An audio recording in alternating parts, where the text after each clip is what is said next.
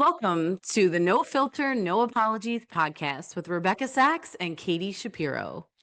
Welcome back to another episode of No Filter, No Apologies. The first day of spring just passed this weekend. And so Rebecca and I are here to talk about spring cleaning your life.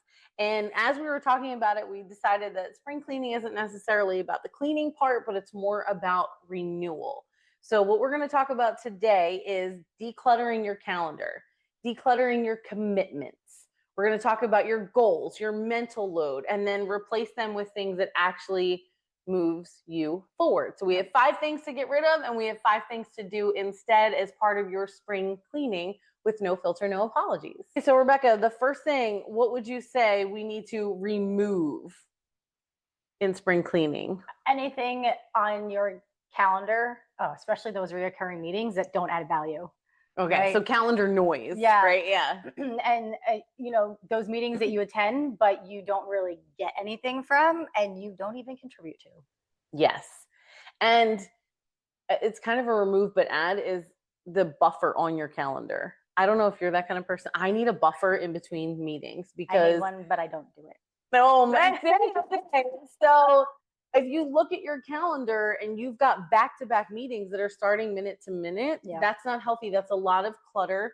You need time to write down any kind of notes that you need from the previous meeting, and then just time to reset your brain and get ready to go into the next meeting. So minimum, give yourself a 15-minute buffer between meetings. It also helps ensure that you're on time to your meetings, because there's nothing worse. Once you have one meeting that goes a little bit over, they all go over. Your whole day is ruined, and that creates more stress and more clutter. So get rid of that calendar noise by giving yourself that little buffer. That's critical for me always. You have to do that. Yeah, I need to do it. And I've gotten better, right? Because I don't really schedule things back to back anymore because of that, right? I make sure that there's time in between. I don't necessarily schedule time in between, but I am guilty from mostly the high volume recruiting days of back-to-back calls and always being like, I'm running 5 minutes late, texting my candidate, I'm coming, but I'm running 5 minutes late. Yeah, and I also think standing meetings that don't add value. I think having standing meetings are really important if you have an ongoing project and you need to touch base. But I do think it's important to really assess, are we where we said we are? Do we have anything really to meet about? Or is this time we can take back on our calendar? And if you give yourself 5 minutes to look at, is this standing meeting necessary this week? Doesn't mean you have to cancel the series, but is it necessary this week? If not, great, I get another hour back. So take the 5 minutes to see if you can get the hour back. And if you can't, you can't.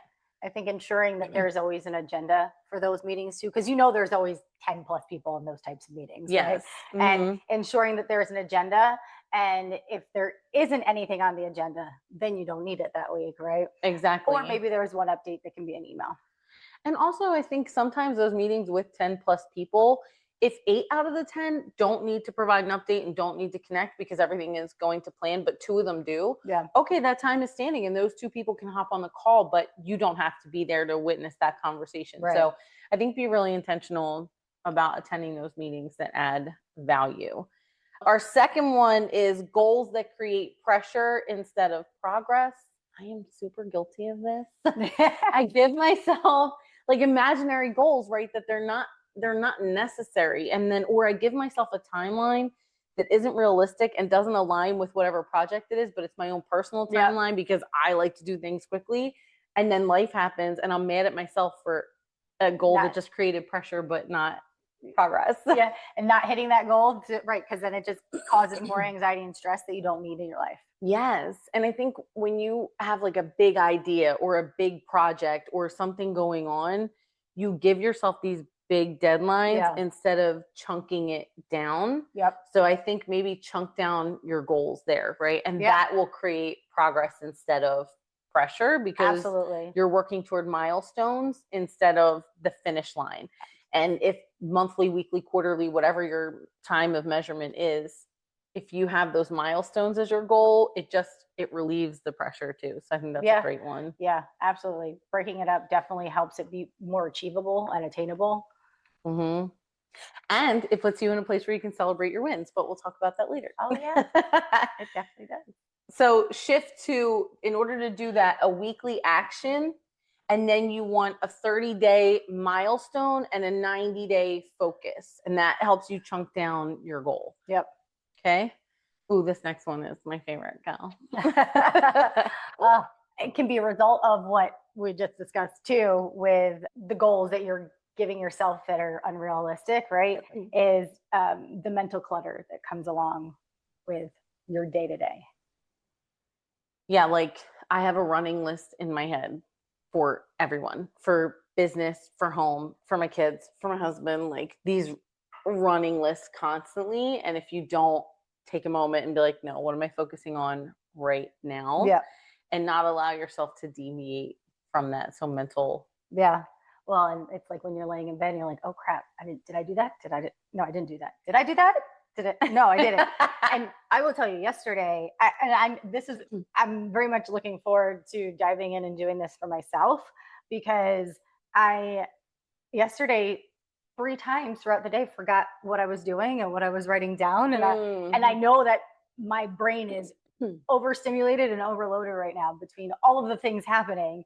And so reprioritizing and understanding where I'm at and where I want to be is going to be key with my mental clutter. Yeah, I think for whatever reason, the shower is where I do my best thinking. Same. Yeah. And I come out with so many ideas, and then I'm like, no, I need to go to bed or I'm not going to be able to function tomorrow. Right. So I have to get it out of my head and write it down. Yeah. So I definitely think to help eliminate your mental clutter, write it down and then have your process of the next morning, maybe adding that into your list or wherever it is, but get it out of your brain and onto paper so that you can deal with it as something tangible. That's what I always end up putting notes in my cell phone. Like when I get out, because it's right there all the time. When I get out of the shower, I can put in all of my notes. So I capture what I was thinking about and don't forget it. Yes. From coming out of the shower and heading into the office or starting my day, I don't remember what happens. Do you remember we had a future folder? Yes. Where we would have these great ideas, but something that maybe didn't fit into our 90-day plan. And we would be like, put that in the future folder because it allowed us to get it out of our heads. Yeah. Into a tangible place. And then when we had some time to come out of whatever our 90-day plan was, we could be like, wait, let's look at the future folder and see what ideas did we have in here and did they align or didn't this one go with that? And we could go back to it in a meaningful way, because if it lives in your head, it's going to drain your energy and then it makes you less effective at everything else you're doing. So we're cleaning out the mental clutter. Yep. What's next? Physical distraction. I'm guilty of this too. And like I said, I'm very much looking to put all of this into practice this week, because I like to collect little tchotchke shit all the time. And so I have a ton of stuff. I'm also a fidgeter. So I have a ton of stuff on my desk that I can fidget with when I'm on calls or whatever the case may be. But then all of a sudden I'll be like, oh, here's all the mail. Stick it right there. Oh, here's all my notes from class. Stick them there. I'm not taking this class anymore, but we're just going to let it collect dust on the side of the desk. Yeah. And so, yes, decluttering, it's such a distraction too. Because then like, oh, wait, I didn't open this bill. And then you start looking at the bills that need to be paid. Nope, that's not why we're sitting at the desk today.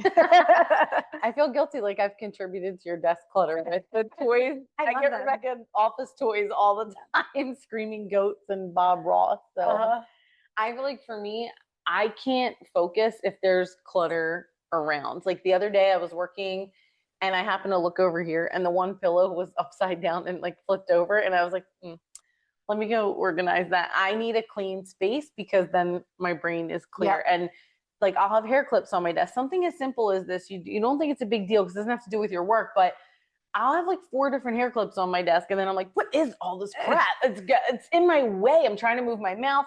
So I do think at least once a week, clean your space so that you don't have the physical clutter around you, because it will consume you and it'll distract you in ways that you don't even realize. And I think the other thing is, if you're the kind of person who is good with your physical space, this also includes tabs on your computer.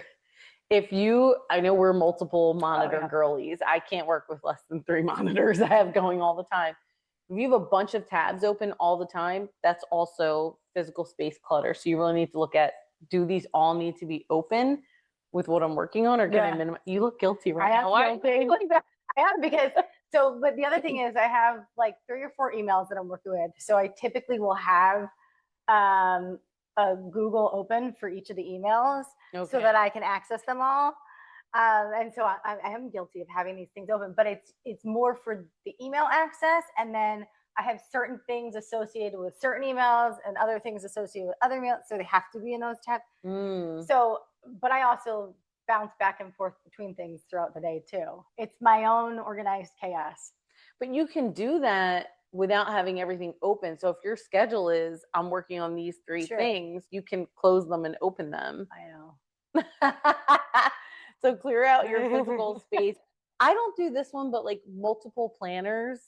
I have my calendar and then I have my to-do list book. Those are 2 things. I have maybe I do, because I have my calendar, but again, because I have many emails, I have multiple calendars. I try to sync them all so they all have the same information on them. And then I do have my planner, because there are certain things I'll write in my planner that I may not put on my calendar but have to be done that day. Okay. And then there are certain things I put on. There's no, again, organized chaos. There's no just sounds like chaos. There's no practical way that I do it. I'm stressed out listening to you talk about. I have anxiety. I want to look at your planners and your calendars. It's too much for me because I have my calendar that's color coded, and I agree with you. I have multiple calendars, right? Because we have our podcast calendar. I have my business calendar. I have my personal calendar. I sync them all because I could not take having multiple things like that. And then I have my to-do list, which is more of daily that I go down. That's all the little things that are in between those calendar meetings. So the idea of multiple planners, that stresses me out for you. Well, I just have one planner, but all my calendars have the same stuff on them, so I don't have to look at all of them. But it's more so for other people if they want to schedule from that calendar. Okay. Because I only really look at one calendar. For you. Yeah. Oh, that's really smart. So there you go. Sync your calendars up. But I think clutter will compete with your clarity. So whether it's desktop clutter, screen clutter, or actual clutter in your bags, I know I get on my kids' nerves because I'll be like, well, the reason you're struggling is you got to clean up this space. Your brain is cluttered because the space is a mess. Or I have one my youngest keeps her room clean, but her backpack is frightening to me. Funny. And my son's room used to be a mess. He's in college now, but his room would be a mess, but his backpack was like super organized and color coded and stuff. That's hilarious. Oh my God, I need to try to let them be their own people and manage their own organized chaos, but it would make me stressed. So clean up your space. That's the other thing. And then what's our last thing, Rebecca? Also guilty of this is automatic guesses.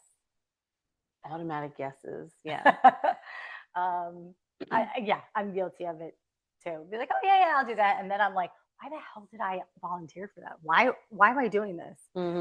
This is just adding more clutter to my plate. It's funny you bring that up because it was one of my New Year's resolutions, if you will, was to pause and have better boundaries. And it was funny because right in January, I was asked to take on a leadership role with a group that I volunteer with, and I had to say no. And I didn't want to say no because I really want to do this and I'm passionate about it, but I know that I don't have the capacity to. And it was the first time, and thank God I was talking to a woman who understands that. And she's like, I'm so proud of you, but also disappointed because I really wanted to do this. And I'm like, I know, me too. I just talk to me in 2027 because for 2026, I just can't. I can't do it. So if you're the kind of person that, if you're an automatic yes person because you're a people pleaser, or you're an automatic yes because you get excited about stuff and you do want to do it, you don't have to do that. You can say, let me look at my calendar. Let me see what bandwidth I have, because otherwise it's just going to add and add and add and put things back and create all of that clutter that we're talking about. So try not to. Why do you automatic yes? It really it depends on the situation. But sometimes just to end the conversation in the moment, if you will, right? Which I'm guilty of. I've done it in the past. Now I'm more selective. I don't automatic yes anymore. That's good. I do have a friend who said that going into this year, she was going to say yes to more things because she automatic knows, which is interesting. The one thing that she did say yes to, she didn't do. So I have to see if she's actually doing more or not. Okay. So those are the 5 things that we want you to get rid of. So just to recap, we talked about calendar noise. We talked about goals that create pressure instead of progress. We talked about mental clutter, which is the biggest one for me, physical distraction, and then those automatic yeses. So in your spring cleaning, those are the things that you're going to get rid of. Yep. But now we're going to tell you the things that you need to add to help keep yourself clean as you head into these other seasons. And we'll kick off with a weekly reset ritual.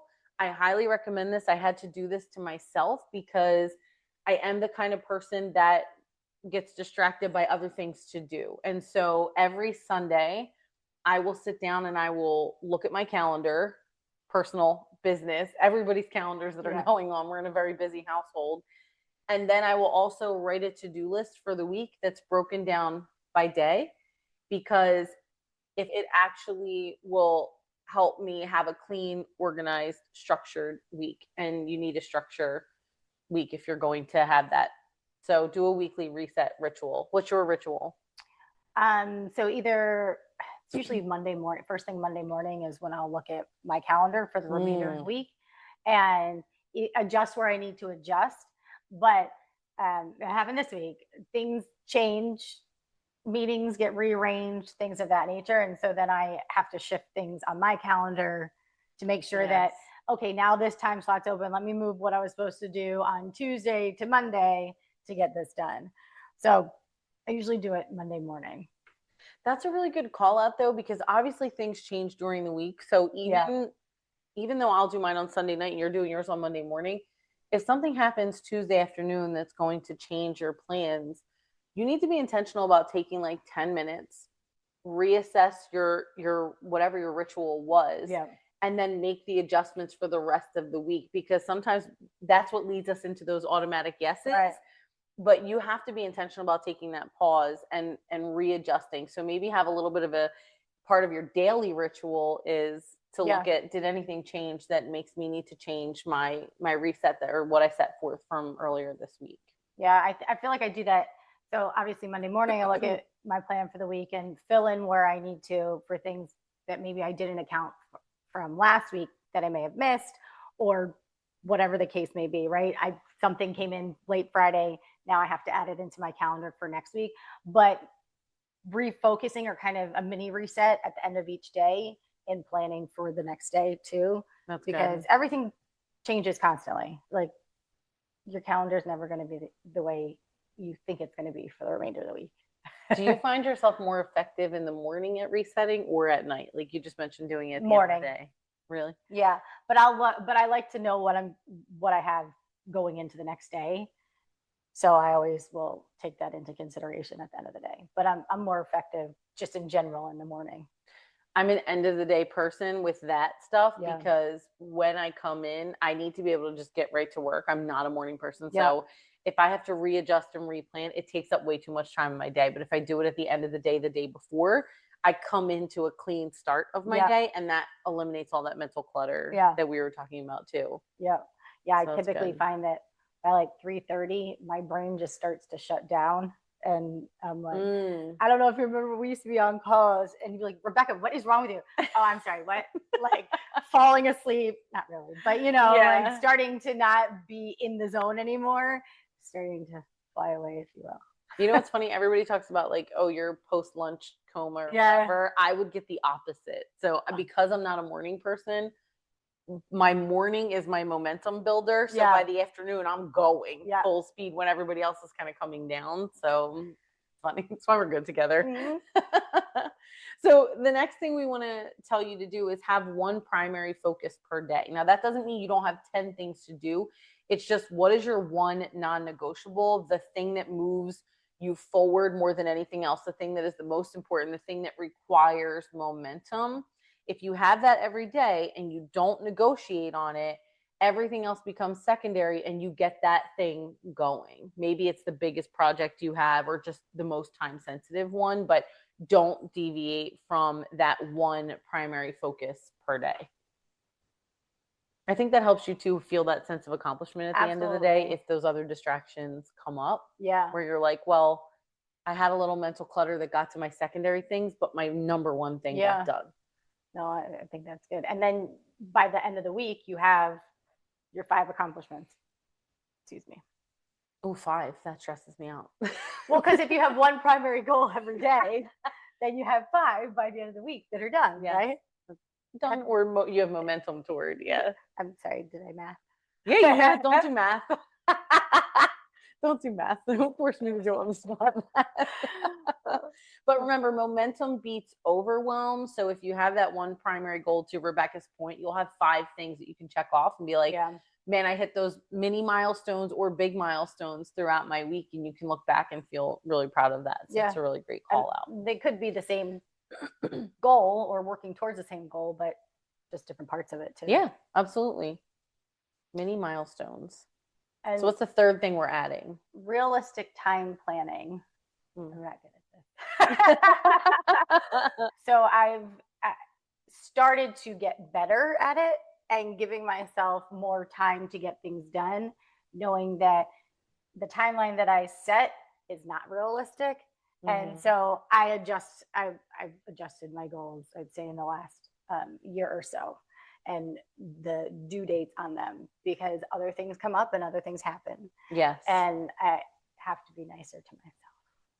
Oh, that's a good one. Be nicer to yourself. But it's very important. Yeah. But what you said, I think, was plan for reality and not fantasy. Yeah. And the fantasy is sometimes, as ambitious and successful and driven women, we will be like, I can knock out these 10 things on a Wednesday. You don't account for the fact that some Monday and Tuesday stuff may have built up. Right. And now you put all of these imaginary goals on yourself for Wednesday, an impossible task to hit. But if you plan out your day and your week in a realistic way and tell yourself it's okay to account for these missteps, or maybe Wednesday being midweek is a good point to put an hour on your calendar to just regroup, to be intentional, to be like, wait, can I hit the rest of my goals for a week? Do I need to adjust my plan? Yeah. And then go forward. And you know what that makes me think of? When I used to do employee reviews, I was really intentional with checking in with staff along the way, because you set your goals early in the year and then the company changes, vision changes, resources change, budget changes. And I never wanted anybody to be at the end of the year blindsided because they didn't hit the goals, but it was unrealistic. So we would actually adjust those goals along the year and say, hold on, this project got scrapped, so it should no longer be on your goal. It's an unfair measurement. Let's give you a new goal, or let's chunk this goal down now that we know we're not going to have the resources we had, and reset it. And I think you need to do that with yourself. And if you're a leader, do that with your teams as part of your spring cleaning. It's probably a really good idea. Yeah, those are, for those performance reviews, I feel like we, during like once a month or quarterly, would check in on those, because a lot of times that would happen. Like our biggest goal, that would hit the pause button for a while and wouldn't happen for another year. So we had to adjust and move it. Yes. So the next one too is protected white space. This is probably the most difficult for me. And I know, working in organizations, if you did not block off your calendar, somebody was plugging into that time.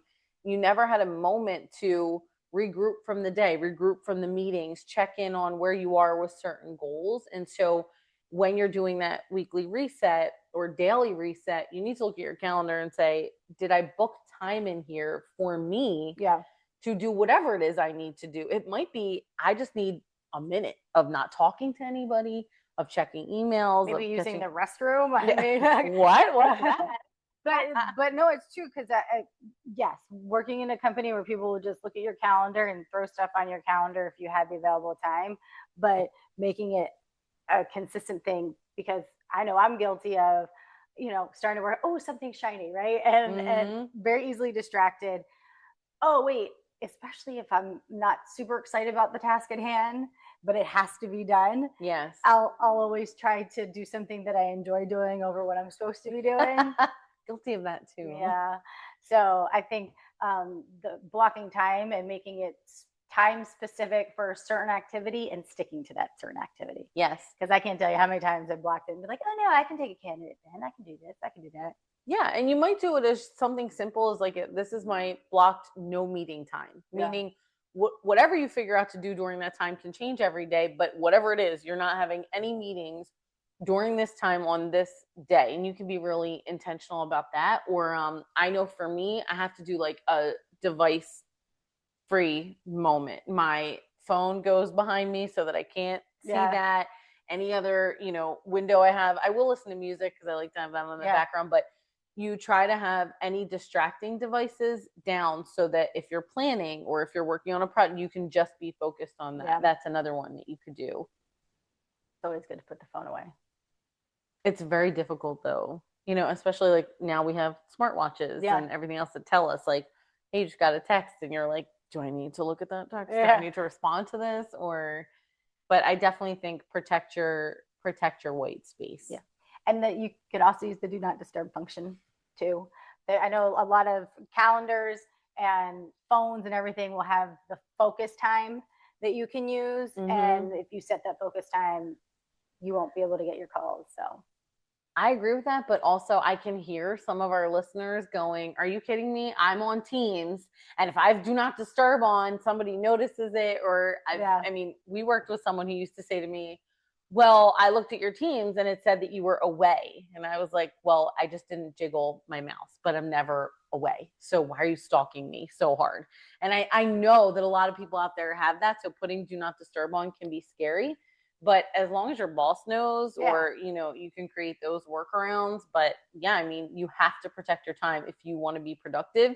And all companies care about is, what are your results? Right. And so every time you do something, be like, what are the results I'm going to get from this? And how does this contribute to my results? Because if it doesn't add value, get it off your calendar. And if someone gives you a hard time, you just tell them no. Yes. But white space, protecting your white space does contribute to your results. And I think that is something you need to remind yourself of. At least I know I do. Yeah. Same. Okay. So what's the last thing we're adding? Visible wins. Woo! Which will come from breaking up your projects into chunks. I mean, just decluttering is going to give you a win. Yeah. And then tracking your progress. I think you said earlier, it gives you 5 wins if you have that one goal every day that you're hitting. And then on Friday to look back and say, how did I do with my weekly plan that I set forward? How did I do with my daily plans? And then celebrate that. Yep. And absolutely.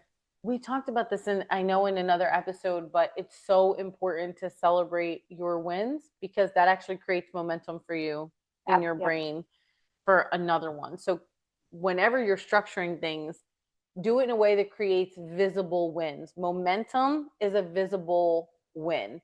Clarity is a visible win. If you've taken this time to protect your white space, when someone approaches you and says, hey, what's the update on this project? You're not going to be like, hold on, I was just in between 3 meetings. Let me get my notes from that meeting. You're going to be like, oh, it's actually here, here, and here. And you project yourself much more professionally and well if you do that. Yeah. So you could join us on Fridays for Win Fridays, because you can celebrate your small wins and your big wins on those days. And so just to recap, the 5 things we're leaving you with, you're going to have your weekly reset ritual, whether it's on Sunday night, Monday morning, Friday evening, prior to the next week. Have 1 primary focus per day, which will give you 5 wins a week. 5 wins. Have realistic time planning. So make sure that you give yourself some grace and set those realistic time frames. And protect your white space. Also make sure that you're setting those realistic buffers in between your different meetings. And so you'll have 5 visible wins if you set those goals daily. And so I think a lot of what we talked about today is the invisible labor that women carry quite a bit, and the unrealistic goals we put on ourselves because we're conditioned to take on everything. And if you take anything away from today, it's eliminate what doesn't add value, real value, and that includes momentum. Chunk down some of your goals. That's that realistic time framing. Protect your white space, protect your clarity, and then go forward, build that momentum, and celebrate yourself, because it really does help you go in. And that's what spring cleaning is all about. It's about strategic renewal. So if this hit you today, we'd love to hear about your rituals. and how you're going to renew yourself this spring, what you're doing for your spring cleaning. We'd love to hear about it at NFNA Podcast. And that's it until next week. Yep. Till next time. Till next time. Follow us on all your socials, NFNA Podcast. Until next time.